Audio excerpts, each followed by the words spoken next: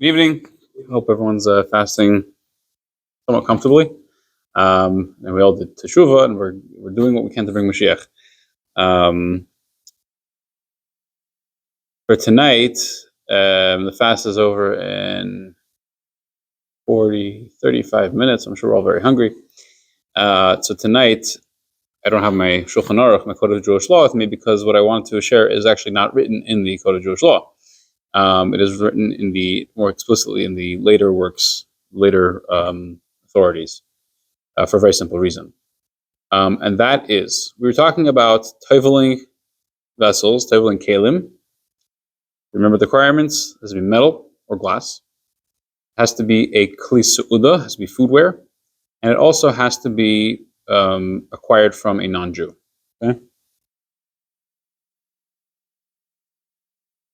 What about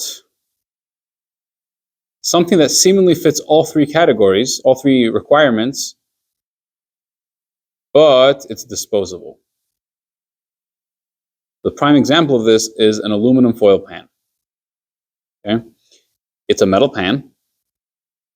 Buy it at Walmart or wherever, you're acquiring it from a non-Jew, and it's foodware. You use it for food. So should you be having to tovel your aluminum pans, your disposable aluminum pans, every time before you use them? You go crazy.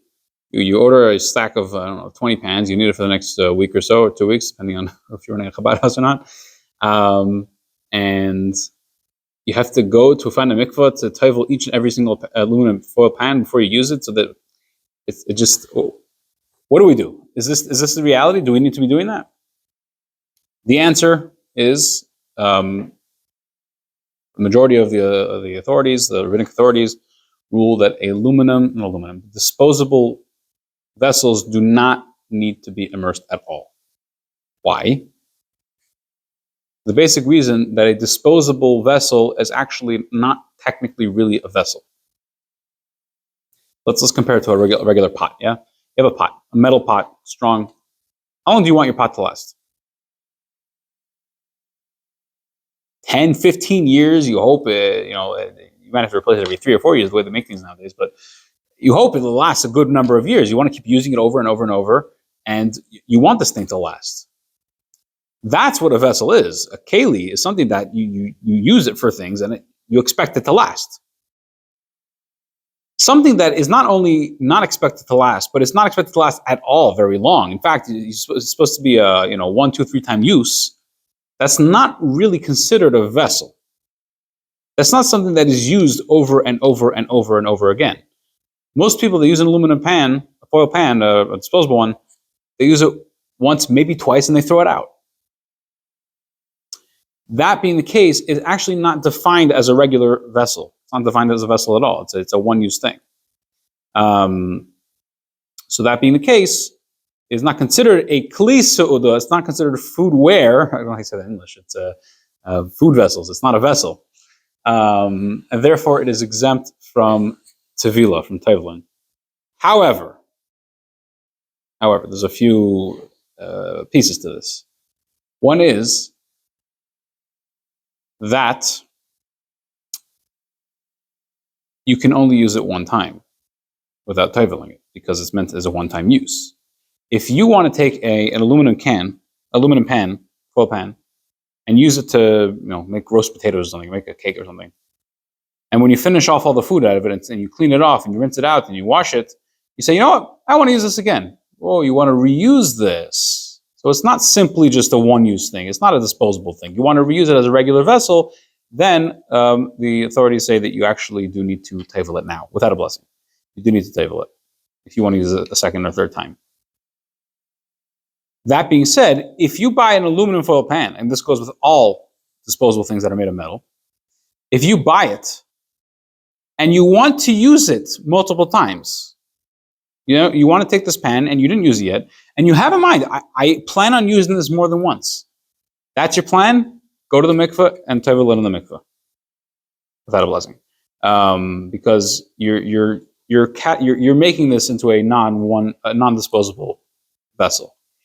There's a few more pieces here, another few ramifications. A what do you call it? A can of preservatives, a can of potatoes, a can of beets, a can of chickpeas, whatever it is, a can of corn. You buy at the store. Okay, you don't need to tevel that for more or less the same reason. You open the can opener. You don't have to tevel. Remember we spoke last time. The can, once you open it up, you dump the contents out. Once the contents are out of that can, you can't reuse the can. It's a metal can. You bought it from a non-Jew. It's used for food. You can't reuse that can before you tevel it.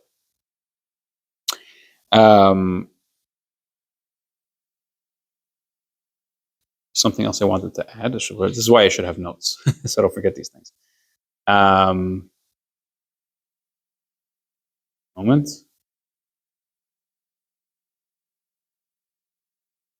Oh, two more things.